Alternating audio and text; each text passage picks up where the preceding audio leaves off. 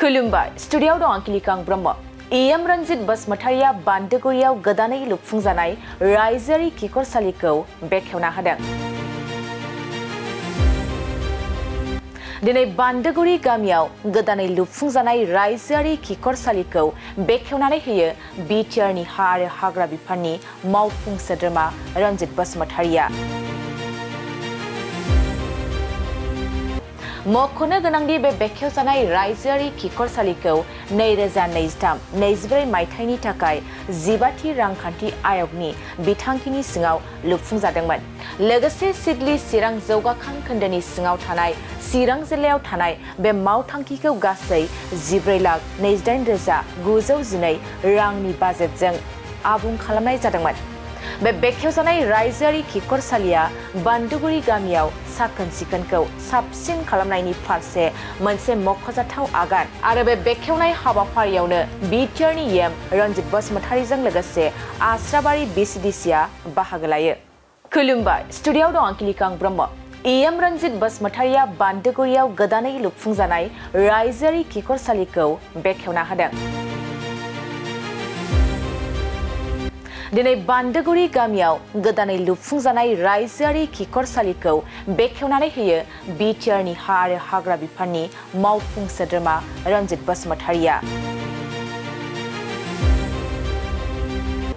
मख'नो गोनांदि बे बेखेवजानाय रायजोआरि खिखरसालिखौ 2023-24 मायथाइनि थाखाय 15थि रांखान्थि आय'गनि बिथांखिनि सिङाव लुफुंजादोंमोन। लोगोसे सिडली चिरां जौगाखां खोन्दोनि सिङाव थानाय चिरां जिल्लायाव थानाय बे मावथांखिखौ गासै 14,28,912 रांनि बाजेटजों आबुं खालामनाय जादोंमोन। बे बेखेवजानाय रायजोआरि खिखरसालिया बान्दोगुरि गामियाव साखोन-सिखोनखौ साबसिन खालामनायनि फारसे मोनसे मख'जाथाव आगान आरो बे बेखेवनाय हाबाफारियावनो बिटिआरनि एम रन्जित बसुमतारिजों लोगोसे आस्राबारि बिसिडिसिआ बाहागो लायो। खुलुमबाय स्टुडिय'आव दं आं किलिकां ब्रह्म। एम रन्जित बसुमतारिया बान्दोगुरियाव गोदानै लुफुंजानाय रायजोआरि खिखरसालिखौ बेखेवना होदों। दिनै बान्दोगुरि गामियाव गोदानै लुफुंजानाय रायजोआरि खिखरसालिखौ बेखेवनानै होयो बिटिआरनि हा आरो हाग्रा बिफाननि मावफुं सोद्रोमा रन्जित बसुमतारिया। मख'नो गोनांदि बे बेखेवजानाय रायजोआरि खिखरसालिखौ 2023-24 मायथाइनि थाखाय 15थि रांखान्थि आय'गनि बिथांखिनि सिङाव लुफुंजादोंमोन।